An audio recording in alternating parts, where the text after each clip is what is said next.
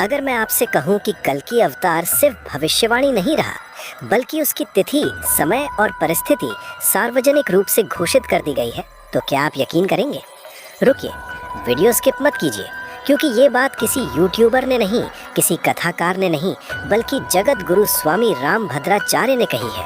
वही संत जिनके शब्दों को सनातन परंपरा में मत नहीं, प्रमाण माना जाता है। उन्होंने मंच से साफ कहा है, भगवान कल्कि का अवतार वैशाख मास शुक्ल पक्ष की द्वादशी को ठीक दोपहर 12 बजे अभिजीत मुहूर्त में होगा।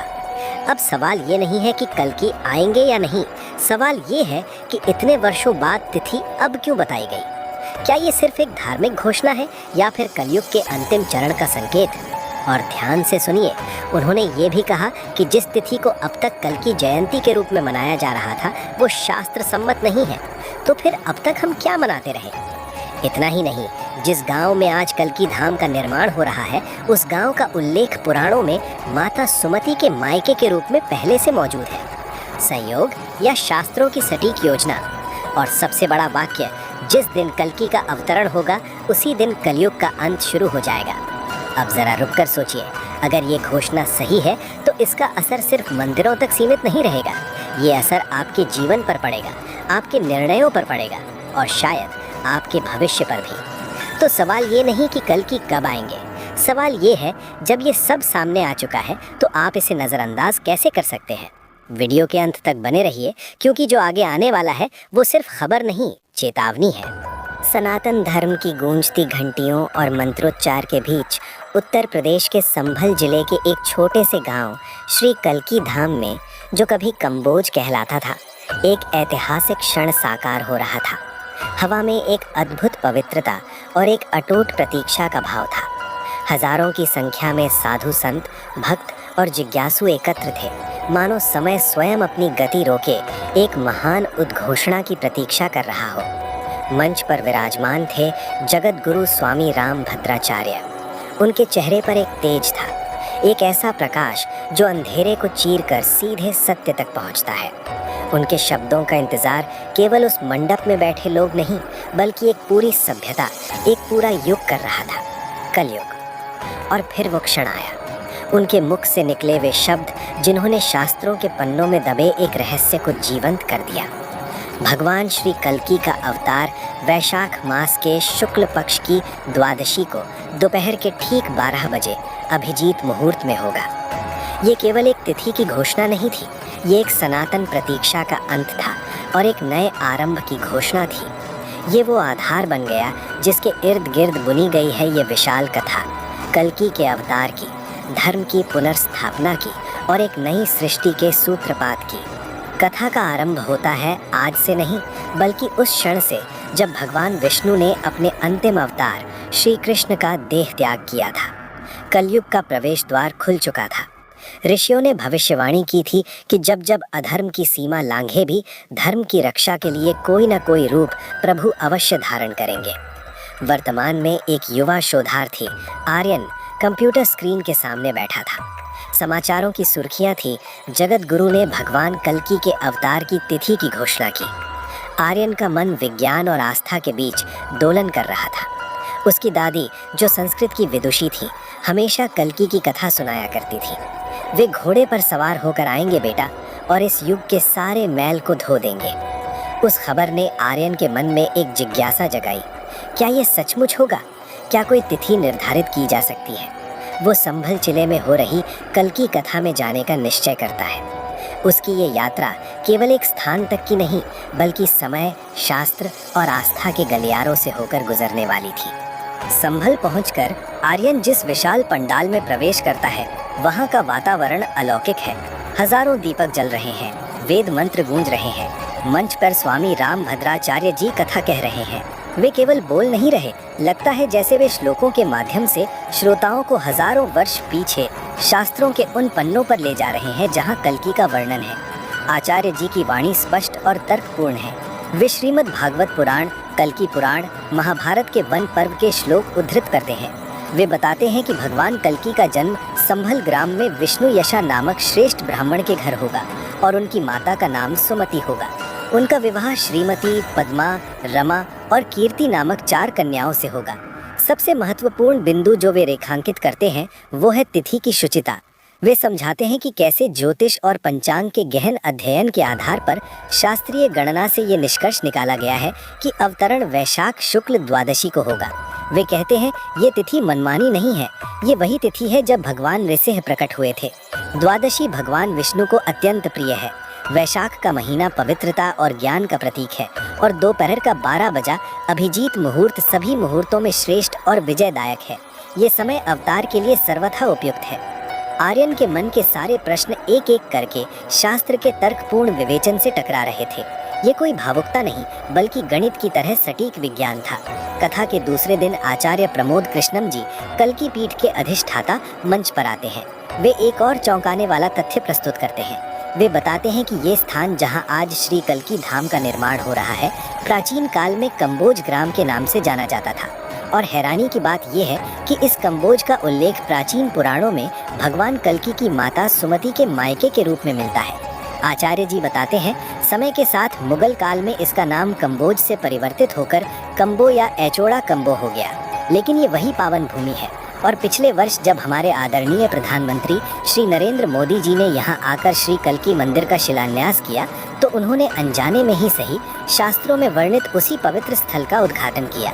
ये कोई संयोग नहीं, ये दैवीय इच्छा है। आर्यन के लिए ये जानकारी एक रहस्योद्घाटन थी। इतिहास, भूगोल और पुराण एक सूत्र में बंध रहे थे। उसे लगा जैसे वो किसी बड़े पहेली का हिस्सा सुलझा रहा है। 7 दिन तक चलने वाली इस कथा में देश विदेश के असंख्य संत पधारे। आर्यन ने स्वामी अवधेशानंद जी, ब्रह्म ऋषि कुमार स्वामी जी, स्वामी कैलाशानंद गिरी जी को सुना। सभी ने स्वामी रामभद्राचार्य जी की घोषणा का समर्थन किया और इसे सनातन धर्म के लिए एक निर्णायक मोड़ बताया। एक संत महामंडलेश्वर स्वामी मिहिर मनोदास जी से बातचीत में आर्यन ने पूछा, महाराज इस घोषणा का क्या महत्व है? स्वामी जी ने मुस्कुराते हुए कहा, बेटा ये अंधेरे में उजाला फैलाने जैसा है। अब तक लोग कल्की अवतार को एक अस्पष्ट भविष्य की घटना मानते थे, अब उसे एक निश्चितता मिल गई है। यह आस्था को दृढ़ करता है, भक्ति को दिशा देता है। एक अन्य संत स्वामी कल्याण देव जी ने कहा, आज तक जो तिथि मनाई जाती थी वो पंचांगों में भ्रम के कारण थी। जगत गुरु ने शास्त्रों के गहन अध्ययन के बाद उस भ्रम को दूर किया है। अब हम वैशाख शुक्ल द्वादशी को ही श्री कल्की जयंती मनाएंगे और सरकार से इसी तिथि को अवकाश घोषित करने का आग्रह करेंगे। आर्यन ने महसूस किया कि ये केवल एक तिथि का सुधार नहीं बल्कि सनातन परंपरा के गौरव की पुनर्प्रतिष्ठा थी। कथा के माध्यम से आर्यन के सामने कल्की भगवान का पूरा चित्र उभरने लगा। वो सफेद घोड़े पर सवार, दिव्य अस्त्र शस्त्र से सुसज्जित एक तेजस्वी युवा के रूप में है। उनका उद्देश्य केवल विनाश का नहीं बल्कि संस्थापनार्थाय, धर्म की पुनर्स्थापना के लिए है। वे अधर्मियों का संहार करेंगे, सज्जनों की रक्षा करेंगे और सत्य युग का सूत्रपात करेंगे। कथावाचक विस्तार से बताते हैं कि कैसे कलयुग में अधर्म अपने चरम पर होगा। झूठ, छल, कपट, हिंसा, लोभ सर्वव्यापी हो जाएंगे। धर्म केवल नाम के लिए रह जाएगा। प्रकृति प्रकोप करेगी, मनुष्य का हृदय पत्थर हो जाएगा। ऐसे में प्रलय के पूर्व की उस भीषण स्थिति में कल्की का प्रकट होना ही एकमात्र आशा की किरण होगी। आर्यन सोचता है, क्या आज का युग उसी दिशा में बढ़ रहा है? समाचारों में हिंसा, भ्रष्टाचार, प्रकृति का विनाश, क्या ये सभी संकेत नहीं है? कथा में आर्यन की मुलाकात एक वृद्ध भक्त पंडित जयदेव शर्मा से होती है, जो पिछले 40 वर्षों से केवल कल्की भगवान की आराधना करते आए हैं। उनकी आंखों में एक अलग ही चमक है। पंडित जी आर्यन से कहते हैं, बेटा अवतार की तिथि का ज्ञान होना सिर्फ एक कैलेंडर का नोट नहीं है, ये एक दिव्य अलार्म घड़ी है। अब हम जान गए हैं कि प्रभु के आगमन का समय निश्चित है। अब हमारा कर्तव्य है कि हम अपने आप को, अपने समाज को उस दिव्य साक्षात्कार के लिए तैयार करें। हमारी भक्ति, हमारा साधना पथ अब और अधिक सार्थक और केंद्रित हो गया है। वे एक पुराने पांडुलिपि का पन्ना दिखाते हैं जिसमें लिखा है, यदा यदा ही धर्मस्य ग्लानिर्भवति भारतः। वे कहते हैं, ये श्लोक केवल अतीत की बात नहीं है, ये हमारे वर्तमान और भविष्य का सूत्र है। स्वामी जी ने उस सूत्र को हमारे हाथ में थमा दिया है। आर्यन एक शोधार्थी होने के नाते अभी भी अपने वैज्ञानिक मन को संतुष्ट करना चाहता है। वो एक खगोल शास्त्री और ज्योतिषाचार्य डॉक्टर श्रीनिवास शास्त्री से मिलता है, जो इस कार्यक्रम में आमंत्रित थे। डॉक्टर शास्त्री एक लैपटॉप पर पुराने खगोलीय सॉफ्टवेयर चलाते हुए आर्यन को समझाते हैं, देखो, प्राचीन ऋषि खगोलीय गणना में अत्यंत निपुण थे। वैशाख शुक्ल द्वादशी और अभिजीत मुहूर्त का चयन मनमाना नहीं है। ये एक ऐसा खगोलीय संयोग है जब सूर्य, चंद्रमा और अन्य ग्रह एक विशेष अवस्था में होंगे, जो एक नए युग के प्रारंभ का संकेत देते हैं। ये वही विज्ञान है जो हमें सूर्य ग्रहण और चंद्र ग्रहण की सटीक भविष्यवाणी करने देता है। शास्त्रों में वर्णित युग और मनवंतर की गणना भी इसी प्रकार का परिष्कृत विज्ञान है। आर्यन के लिए ये वो पुल था जिसकी उसे तलाश थी। आस्था अंधविश्वास नहीं, बल्कि एक गहन वैज्ञानिक सत्य की अभिव्यक्ति थी। जिस संभल जिले की छवि कभी अशांति और उपेक्षा से जुड़ी थी, वो अब एक नए रूप में सामने आ रहा था। लाखों श्रद्धालुओं के आगमन ने न केवल आर्थिक गतिविधियों को बढ़ावा दिया, बल्कि एक नई सामाजिक चेतना का भी सूत्रपात किया। लोगों में स्वच्छता, अनुशासन और सेवा भाव देखने को मिला। स्थानीय युवाओं ने स्वयं सेवक दल बनाए। वे कहते, ये हमारा सौभाग्य है कि हमारी भूमि को भगवान के अवतार के लिए चुना गया है। हमें इसे स्वच्छ, सुंदर और भव्य बनाना है। ये केवल एक धार्मिक आयोजन नहीं रह गया था, ये एक सामूहिक, सामाजिक, आध्यात्मिक पुनर्जागरण था। 7वें दिन कथा का विशाल समापन समारोह हुआ। स्वामी रामभद्राचार्य जी ने अंतिम उद्बोधन दिया। उन्होंने कहा, मैंने कोई नई बात नहीं कही, मैंने केवल शास्त्रों में छिपे उस सत्य को उद्घाटित किया है जो सदियों से प्रतीक्षा में था। अब ये आप सब पर है। इस ज्ञान को ले जाइए, अपने जीवन को धर्म के मार्ग पर लगाइए। कल की अवतार का इंतजार मत कीजिए, बल्कि उस अवतार के योग्य बनिए। जब हर हृदय में सत्य, प्रेम और करुणा का अवतार हो जाएगा, तो स्वयं भगवान को अवतार लेने की आवश्यकता नहीं रहेगी। ये शब्द आर्यन के हृदय पर अंकित हो गए। उसे समझ आया कि अवतार की प्रतीक्षा का अर्थ निष्क्रिय बैठना नहीं, बल्कि स्वयं में दिव्य गुणों का विकास करना है। महाआरती हुई। लाखों कंठों से जय श्री कल्कि का उद्घोष गूंजा। आकाश दीपों से रोशन हो उठा। आर्यन की आंखों में आंसू थे।